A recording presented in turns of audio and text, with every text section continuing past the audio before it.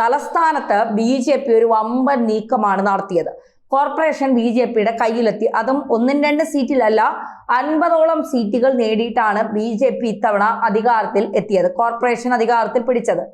അതിന് ആരാണ് കാരണം എന്നുള്ള ചോദ്യമാണ് തിരുവനന്തപുരം ജില്ലാ കമ്മിറ്റിയിൽ ഉയർന്നു കേട്ടത്. അതിനൊരൊറ്റ ഉത്തരമേ ഉണ്ടായിരുന്നുള്ളൂ: ആര്യ രാജേന്ദ്രൻ.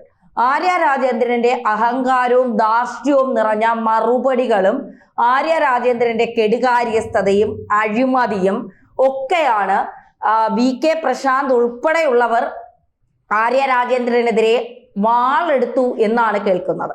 അതായത് ആര്യ ഒരാൾ മാത്രമാണ് തലസ്ഥാനത്ത് കലം CPMന്റെ കലം താഴെയിട്ട് ഉടച്ചത് എന്നുള്ളതാണ് യാഥാർത്ഥ്യം. BJPയെ സംബന്ധിച്ചിടത്തോളം അവര് ആഞ്ഞു ശ്രമിക്കുകയാണ്. അതായത് തിരുവനന്തപുരം കോർപ്പറേഷൻ ആഞ്ഞു ശ്രമിക്കാനുള്ള എല്ലാ നീക്കങ്ങളും നടത്തി. ഇപ്പോൾ രാജീവ് ചന്ദ്രശേഖർ പറഞ്ഞു, വളരെ മൃദുവായുള്ള ശ്രമങ്ങൾ മതി, ആഞ്ഞു ശ്രമിക്കുകയൊന്നും വേണ്ട. കാരണം ആര്യ രാജേന്ദ്രൻ നമുക്ക് എല്ലാ രീതിയിലുള്ള വിജയ സാധ്യതയും ഉറപ്പാക്കിയിട്ടാണ് മേയർ സ്ഥാനത്ത് നിന്ന് മാറിയത്.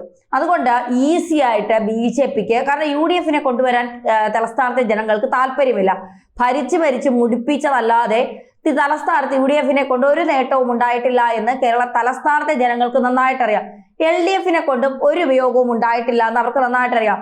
ലോക പ്രശസ്തി കിട്ടാൻ വേണ്ടി ലോക ചരിത്രത്തിൽ തന്നെ ആദ്യമായി ഏറ്റവും പ്രായം കുറഞ്ഞ മേയറെ ഞങ്ങൾ ഇതാ കൊണ്ടുവന്ന് അവതരിപ്പിക്കുകയാണ്.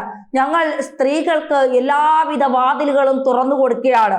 അതിലൂടെ സ്ത്രീകൾ സധൈര്യം മുന്നോട്ട് വരട്ടെ, സ്ത്രീപക്ഷമാണ് സർക്കാരിന്റെ വിജയം, സ്ത്രീ ശാക്തീകരണമാണ് സർക്കാരിന്റെ വിജയം എന്നൊക്കെ പ്രസംഗിച്ച് ആര്യമോളെ താലത്തിലിരുത്തി കൊണ്ടുവന്ന് ആ കസേരയിൽ ഇരുത്തി.